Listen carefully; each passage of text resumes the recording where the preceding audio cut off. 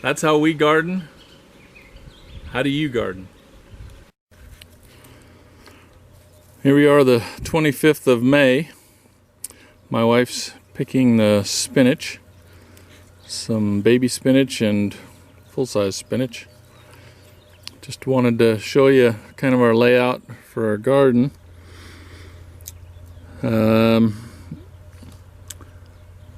We planted some things 5-6 weeks ago.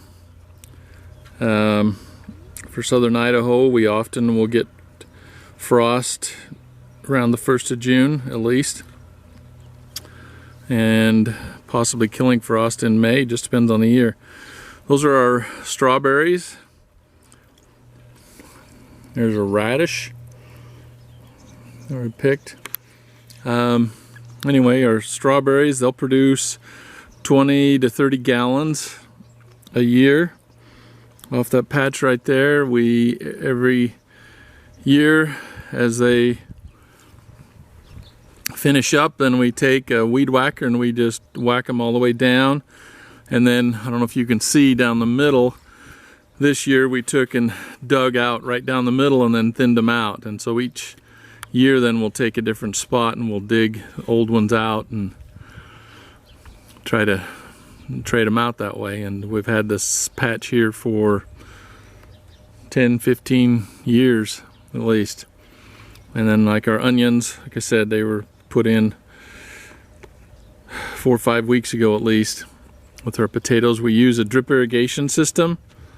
You have the little regulator that's right here. We just put in this sprinkler system so it runs off of an automatic timer now. We used to just hook a hose to it. And then has the main pipe and then the drip system that we run as needed. And so it works really good. This is our cold weather. So the radishes, spinach. It's a three-way lettuce. Three-way lettuce, okay. And then the butter crunch. I like butter crunch. Okay. Beets. Carrots. They've had a tough time this year. Yep, carrots have been a little slow. And the onions we always plant Walla Walla. But these are starts from the nursery. For about $1.50 you can get a pack that they've already started. So we don't use the bulbs or seeds, they're actually starts that we do our Walla Walla onions. And down here are our beans, pole beans. We put on the Blue Lake pole beans. We put on a pig fence. You can see the chives down there, some sage. Multiplier onions, if you've ever used those are awesome because in March you start having onions and you can have them all year long.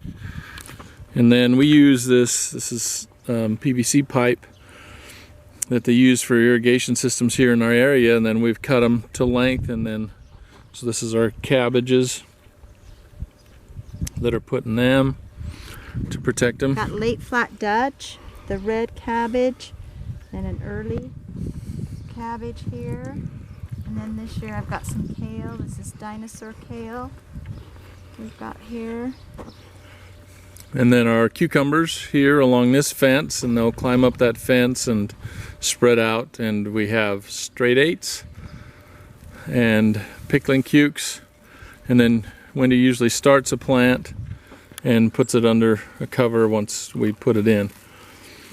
And then these are our tomatoes. So they're in these pieces of pipe, PVC pipe, and then we cover them with grain sacks until it gets so hot that we can't, or it's just too hot for them. And that works really well. Same with our peppers. Our peppers are down on that end. Here, she'll lift one off. So, and these are the plants we started in there. So, yeah, Wendy started these in the house and then in the greenhouse, and then we planted them out here a week or two ago. A couple of these. And so, we had a frost, and some of them, the tops of them got froze a little bit, like that one. The very top of it had been frozen, but they come right back. But it works really well. And then our corn, we usually plant corn in at least three different times. This has been in for 2 weeks, and then we'll plant some here soon. Tell them about the frost and how you Okay. clear it up if you do early corn. So with this early corn, I just uncovered them yesterday. So it was gonna freeze, and so we took and we covered them. You just cover it clear up like that. Waited till the frost was over, then just took the rake and come along and just raked across the top of them and uncovered them to protect them from the frost, and that worked. It worked well for that. And so hopefully get corn off to an early start and get some maybe by the 4th of July. We didn't look at the peppers. Nope, we didn't look at peppers.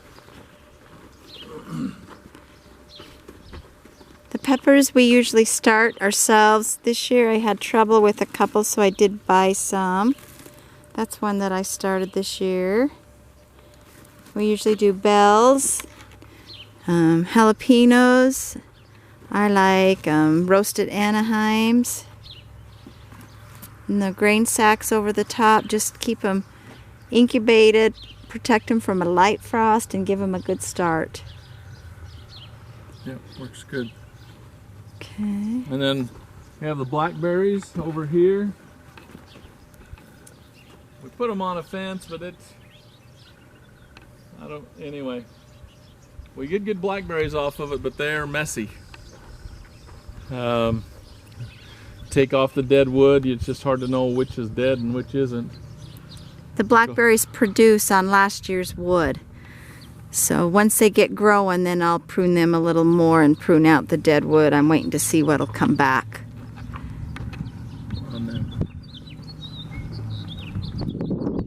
So over here is our squash and pumpkins. We don't cover them, but they're just starting to pop through. And yeah, so they're just starting to come through and looking good. Some of them haven't yet, but and then these are some that Wendy started. Oh, and that one's grown really well.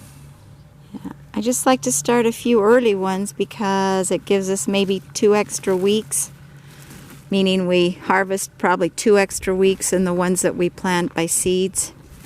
So these are a few that I started in the greenhouse. And then we just put covers on them to protect them and get them a good start. Yep.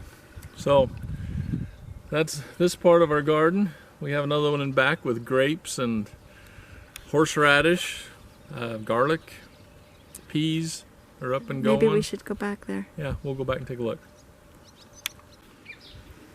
So these are some early strawberries that, I mean, they're the same as the ones in the other garden, but because they're up against our greenhouse here, they produce a couple of weeks earlier. You can see there's 2 of them there with some color.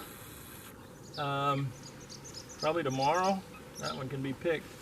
Could be eaten today. And you can see we've got cotton from our cottonwood tree. But, and so that's some more of those. Our zucchini here, that's popped through and is growing. We put these peas in probably this set 6 weeks ago, and then we decided and went with another set, and they're actually doing just as well. Yeah, probably 6 weeks ago. And our garlic, this is our garlic right here, we put in last fall. We put it in the fall, break up your garlic and put it in, and it's doing really well. Some elephant garlic along the back, and then regular garlic right here on this side.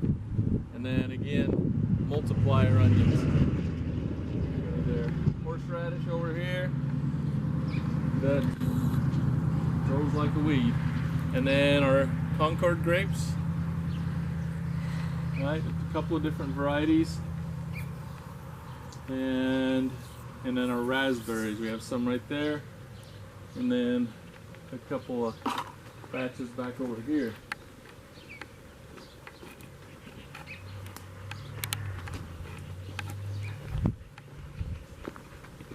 So the one patch you can see is really low because we do the same thing with it that we do with the strawberries.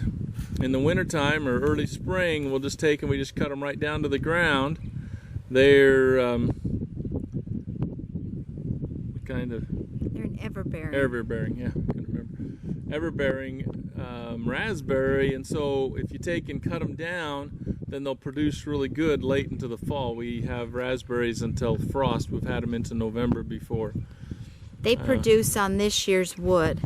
If we didn't cut them down, then they would produce on the bottom of the stalk next year also. But where we've got two kinds of berries, by cutting them down, they give us a heavier fall crop. And we love those berries into the fall. And then the other raspberries start producing around the 4th of July, a little after, and produce good into August. I'm going to show them how you kind of tie them up. So we just tie them up. In the spring we'll go through, take the wires off, and then we go through and cut out the dead wood, throw it away, and then we put the wires back up, the lower wire, kind of push them in there, and then I got a wire in between here to pull them together, and then we cut the tops off and kind of hold it together. I know a lot of people just don't have anything, let them just fall, and that's okay. But this is how we like to do them, kind of control it. Makes it so much easier to pick them. Yeah. Over here. So along this line here, every 8 inches there'll be a little, it's like a slit that allows drips to come out. And then it just drips. And the nice thing about it is you leave it on for a couple hours, that drips and it goes really deep into the soil and waters it really well. And it'll spread out, depending on how long you leave it, 8, 10, 12 inches to the side of where it's at. But it goes really deep, and that's the advantage. One of the advantages to it. It gives you a good deep watering. But that's, so this is the T-tape. And then you have the, I don't know what you would call it, the main pipe there. And these are just compression joints. Okay, and so they just fit inside of each other like that. And I know Ace used to carry a variety of this. We got this through an irrigation company here locally. When they were doing full fields in these, they tried doing potatoes with full drip irrigation systems in them, and so they had this stuff. Gosh, it was at least 20 years ago that we bought that and put it in and started using it. Takes a little bit to set it up in the fall, well, in the spring, and then take it down in the fall. But man, once it's in, you're just good to go. You just hook it up, turn it on, and it waters everything. You get holes in them and things, but really pretty simple and an awesome way to water. But that's our garden, and that's how we garden. How do you garden? Thanks for listening.